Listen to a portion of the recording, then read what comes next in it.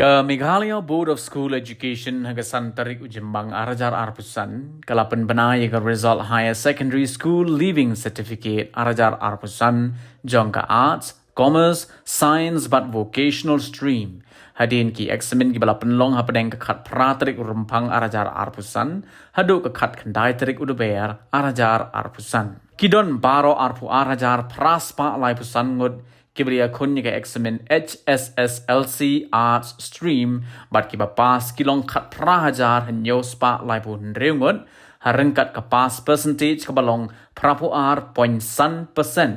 Nangta lahajar kendai spa arpu arngut kibia kunya ke eksamen HSSLC Science Stream bat kiba pas kilong lahajar ar spa san pulai ngut harengkat ke pas percentage ke balong prapu ar kendai pusau %. Kidon arajar sanspa iwe ngut pat kibalaya kunya ke eksamen HSSLC Commerce Stream bat kibapas kilong arajar lai pulai ngut harengkat ke pas percentage ke balong prapuwe poin arpu %, nang tapat arpu ngut kibaya kunya ke eksamen Vocational Stream bat kibapas kilong kat nyongut ha kapas percentage kalong prapusan %. Kiba pas baro na kita kisau tali ki eksamen kilong arpo kundai hajar arspa nyo puprangun bat kiba wan haki kerdan kiba syakmat na padeng kisipau tali ki kerdan haki lai tali ki stream kata ka arts commerce bat ka science kidai kiba kambon na ki jaka puli hanong ba shlong. Harengkat kejing pentip yaga result na ka HSSLC science stream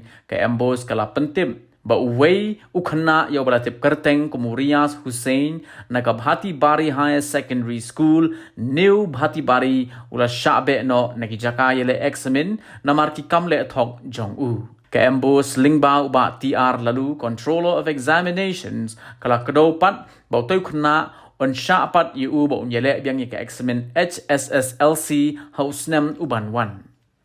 pej bahagi ki sharp ka sharp plus F Ka plus F? Haka bam bangi bam dunaki eki batte ye kamet namar kata habat thiru atau khau kam lo ka umpnyang ka dot pet ya ka sharp plus F haka jingsom yaki nutrient kum ki vitamin bat ka iron la icon diat bat ka bathau bha kam khta ai ka dor jing ki mar bam ka jing mat lani ka rukom shed yaki balehi banai kita ka don ka we ka jing mentoy ba kongsan ka kot ka khia ka nutrition bakam bha ka jing im bakam bha pendon kam daki mar ba modon ka sharp plus F menta kasni Lawan Ra Shafi Lingba ko office jong Commissionerate of Food Safety Meghalaya